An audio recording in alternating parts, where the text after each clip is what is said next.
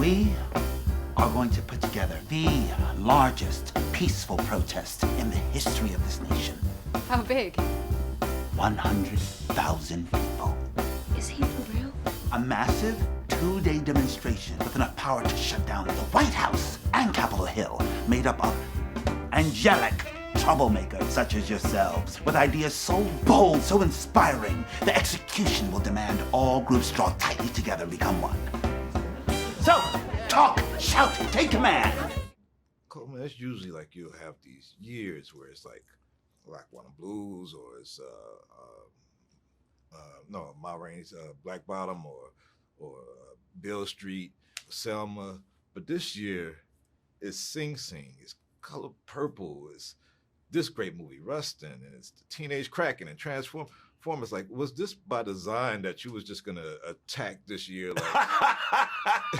Like come at this year? Yeah. I'm coming at it. No, no, I don't think so at all. It just seems be by some beautiful design that these projects are all sort of landing around the same time, and I guess it's amplifying the work that I do, because it's just like, in everywhere you look in some way. So it's beautiful. It's the work of over 32 years of working in this industry, and I guess people wanting to invite you into spaces to do work that you care about, yeah. And now it's being amplified, which is beautiful. What's also beautiful is, I was gonna come here to DC to talk to the great director George Wolfe, and just like that, strike is finally over, and we get to talk back to you. Are you disappointed? I'm so excited because I wanted to talk to you about this role, because I really wanted to know how much similarities do you have to this character? You're from Pennsylvania. You're a Quaker, I guess. I don't know. No, I'm not a Quaker. But it's funny. I don't know if I have a lot of deep similarities to Bayard Rustin, but I think in a spiritual sense, I think that there are some similarities of people who care about humanity, care about justice. He very much was a singular, original man. I can give you a list of things he would be between being a Quaker and young communist, and he's a tenor. He spoke with a Mid-Atlantic Standard accent. He played the lute.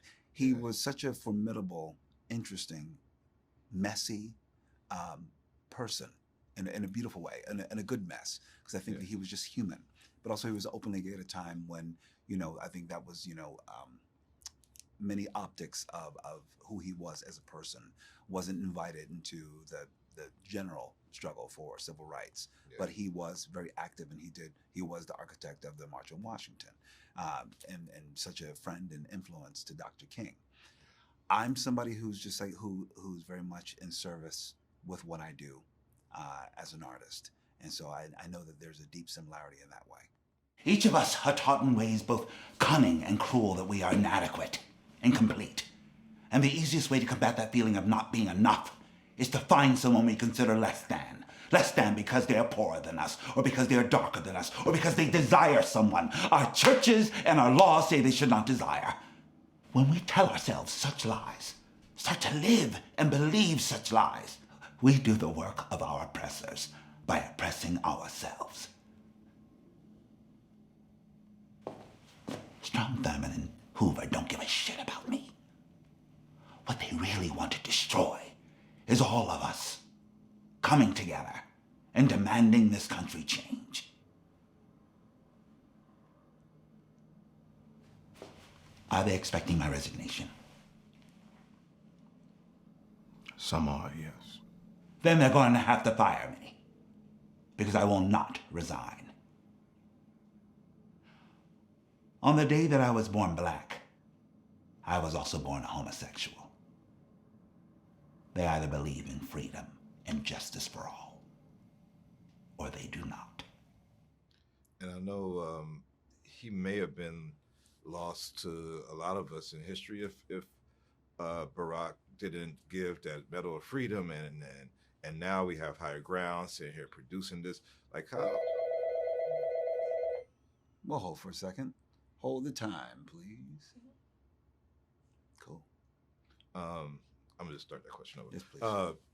And I know that, as great work as he did, he might have been lost to a lot of us in history if Barack didn't shine that light on him with the Medal of Freedom, and now Higher Grounds now producing this project with Barack and Michelle Obama, as long as other great producers. How grateful should we be to like Very. Barack for like just making sure that he didn't get. There's so many people that have been marginalized in the history books because history is tricky. History will shine a light on some and dim the light on others, depending on the narrative. And it's time that people who have had such a great and profound impact are brought out of the shadows. And not only Bayard Rustin. When you watch Rustin, you get to see small moments but very pivotal about Ella Baker or Dr. Anna Hedgeman or A. Philip Randolph or Cleve Robinson. You get a little taste of these people, that it was a movement of a lot of people, a lot of critical thinking people who had incredible ideology and incredible spirit, and they're all converging with this march in Washington. So it's my intention, hopefully, that you not only walk away from the film Rustin with more of an understanding of who Rustin was, and you'll do a little deeper dive to find out more, but you also find out more about these other men and women who get sort of like hidden in the shadows of history. Yeah. And you haven't been hidden in the shadows, but I really appreciate this year that everybody gets to see this. Every time I see you on screen, I am like captivated by it. Thank you. And I just really am glad that we get so much treats this year seeing your talent. And I hope everybody recognizes it from here to the award carpets and everything. So thank you. I appreciate you so much. Thank you, man. Appreciate you.